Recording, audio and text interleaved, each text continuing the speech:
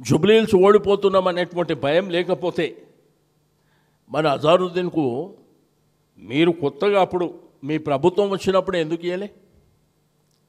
మీకు అంత వాళ్ళ మీద మమకారం ఉండి మైనారిటీలను ఏదో చేయాలనేటువంటి సంకల్పం ఉంటే ఆ రోజు ఎందుకు చేయలే?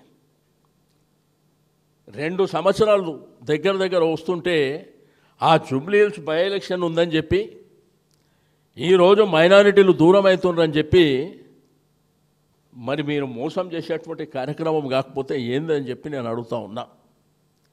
ఈరోజు హైదరాబాద్ సిటీలో ప్రతి నియోజకవర్గంలో డబుల్ బెడ్రూమ్ ఇల్లు మేము కట్టినాం. మీరు కట్టినరా చూపిస్తారా?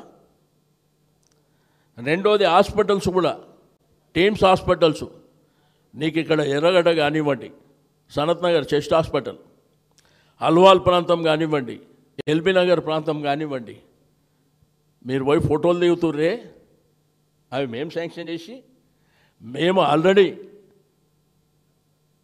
కన్స్ట్రక్షన్ జరుగుతున్నటువంటి సందర్భంలో కదా మీరు వచ్చింది. ఏం అభివృద్ధి కార్యక్రమాలు హైదరాబాద్ సిటీలో చేసినరో ఎక్కడైనా చర్చ పెడితే మేము సిద్ధంగా ఉన్నాం. మీరు 23 మాసాలలో ఏం చేశారు, మేము గతంలో ఏం చేసినాం, ఏడ చర్చకు పెట్టినా కానీ రెడీ ఉన్నాం.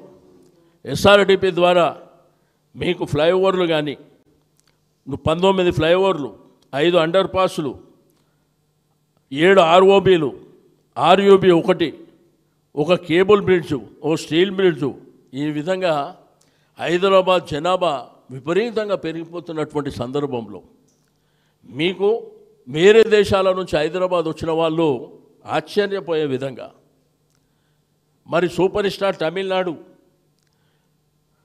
మన సూపర్ స్టార్ రజనీకాంత్ గారు ఆయన్నే చెప్పిండు, నేను హైదరాబాద్లో ఉన్నానా అమెరికాలో ఉన్నానా అని చెప్పి. అంటే ఈ డెవలప్మెంట్ ఏం కనిపిస్తలేదు. ఆయనంట వర్షం పడుతున్నట్ట అమీర్పేటకు 10 నిమిషాలు పోయిందంట. నువ్వు 10 నిమిషాలు పోయినాక పోయి 4 నెలలు అయింది కదా, ఏం చేసినావు చెప్పగలుగుతావాడా? రెండోది ఎన్టీ రామారావు గారి స్టాచ్యూ. ఎన్టీ రామారావు గారి వీర అభిమానే కదా మాగంటి గోపీనాథ్. ఎన్టీ రామారావు గారితో తిరిగింది మాగంటి గోపీనాథ్ గారు కదా. ఎన్టీ రామారావు గారితో తిరిగింది మాగంటి గోపీనాథ్ గారు.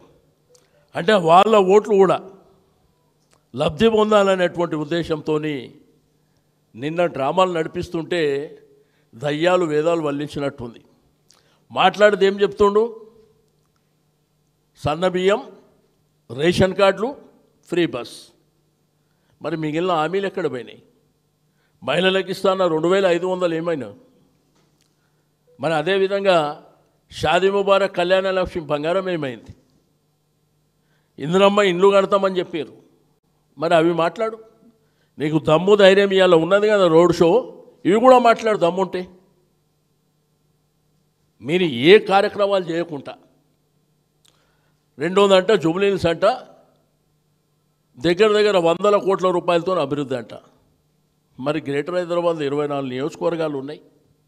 23 నెలల నుంచి అంటే జుబ్లీహిల్స్ ఒకటే మీద, మిగిలిన కాన్స్టిట్యున్సీలు హైదరాబాద్ తెలంగాణ రాష్ట్రానికి కావా? తెలంగాణ రాష్ట్రానికి ముఖ్యమంత్రి కాదా మీరు? మరి మా నియోజకవర్గాలలో ఏం డెవలప్మెంట్ చేసినో చూపించగలుగుతారా మీరు వచ్చి?